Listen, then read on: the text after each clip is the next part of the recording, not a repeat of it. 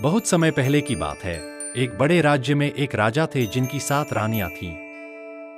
दुख की बात यह थी कि किसी के भी कोई संतान नहीं थी। एक दिन एक ज्ञानी साधु राजा के दरबार में आए। उन्होंने राजा से कहा कि उन्हें पुत्र रत्न की प्राप्ति होगी।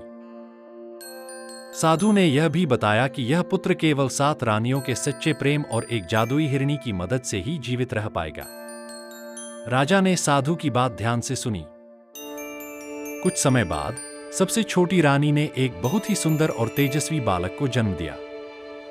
सातों रानियां उस राजकुमार से बहुत प्यार करती थीं। राजमहल के पास एक घना जंगल था। इस जंगल में एक जादुई हिरणी रहती थी। कहा जाता था कि उस हिरणी के दर्शन मात्र से जीवन में सुख और शांति आ जाती है। जब राजकुमार बड़े हुए तो उन्हें उस जादुई हिरणी के बारे में पता चला। उन्होंने हिरणी को देखने की जिद पकड़ ली। राजा ने पहले तो मना किया, लेकिन रानियों की इच्छा थी कि राजकुमार हिरणी को देखें। सबने मिलकर राजकुमार को जंगल भेजा। उन्होंने राजकुमार को एक महत्वपूर्ण बात सिखाई।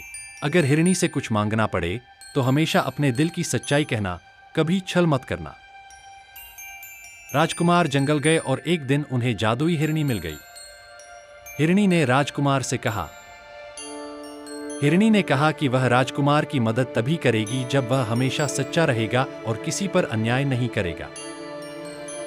राजकुमार ने हिरणी से वादा किया। हिरणी ने राजकुमार को जीवन के गहरे रहस्य सिखाए। हिरणी के ज्ञान से राजकुमार बहुत बुद्धिमान बने। वह आगे चलकर एक बहुत ही न्यायप्रिय राजा बने। यह कहानी हमें सिखाती है कि सच्चा प्रेम, एकता और सच्चाई ही हमें जीवन में सफल बनाते हैं।